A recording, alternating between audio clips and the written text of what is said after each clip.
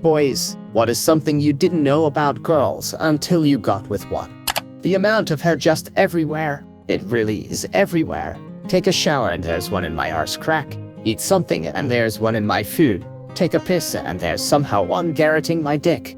They share way more details with their friends than we do. My best friend moved for states away and has 3 kids. I don't even know his kids' names. We'll talk every once in a while for an hour-ish and my wife will be like, how's his kids? Oh, they're good. How do you know? You didn't ask him. He didn't mention anything bad about them, so they must be good. Blows her mind.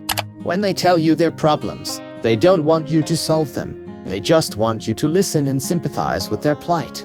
Even if you have a quick and easy solution, keep it to yourself and pretend that the issue is just as bad as they think it is. After about a year of unnecessary strife with my girl, I learned a trick which I will pass on now. When she tells me about her problems, I give her a big hug, look in her eyes and say, "Oh babe, I'm so sorry, that sucks. Do you just want love or do you want help?" 95% of the time, she just buries her head in my chest and says, "Just some love would be nice." Let me tell you something, game changer. That finding the clitoris is not, as I had been led to believe by pop culture jokes, an impossible adventure requiring endless amounts of cunning, fortitude, and a Sherpa guide. Like, it's literally right there. It's impossible to not find. I have no idea what that joke is about. Doctors just do not listen to women about their own bodies. My girlfriend and ex have both had me go into doctor appointments with them so I could verify what they're saying about their own bodies. It is mind-blowing to experience. When I reported some back pain, I was given an immediate x-ray and a physio regimen to fix the issue.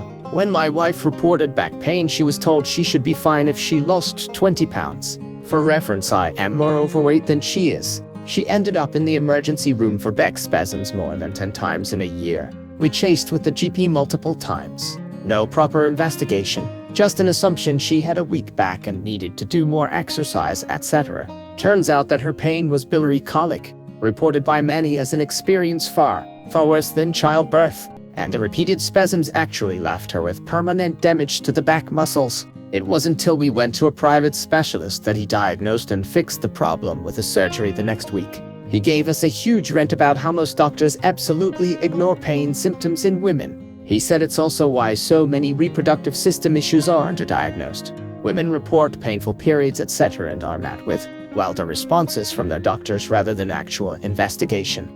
I am thinking about nothing as an alien concept for them. I will always tell this story, but it's the truth. Some time ago, my wife and I were laying in bed. It was late, she was laying on my chest, and it was just kind of a sweet moment. Sleep was kind of lapping at our toes like a rising tide, and we were kind of drifting away.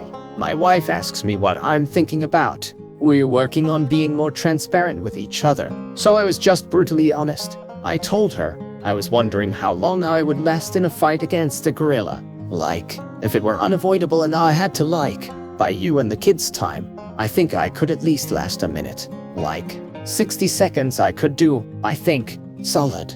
And she got mad at me. Apparently, I was supposed to be thinking about the future and her and the kids, or some bullshit, and not some badass way to die at the hands of an enraged gorilla. I think I could handle 60 seconds before being ripped apart. Maybe at least get a solid punch in.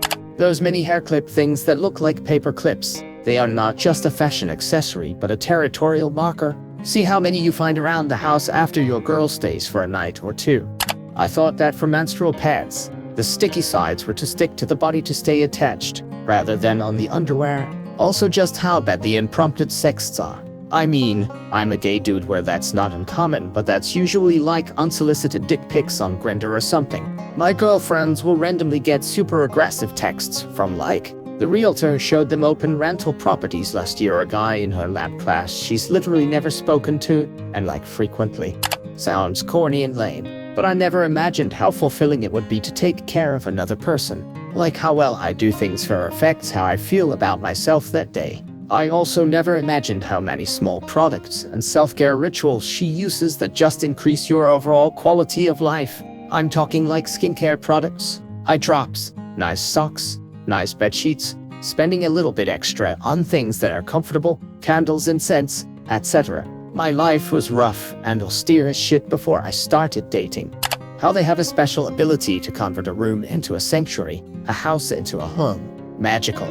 This happened to my husband lol. I had started staying at his place and realized work could be done and I'd just stay the whole day while he was at work when I didn't work sometimes. I asked permission to spiff the place up and did a deep clean and some rearranging. Fast forward to me moving in. He keeps going on and on about how it's now a real home to him. To this day, it's been about 5 months since I moved in lol.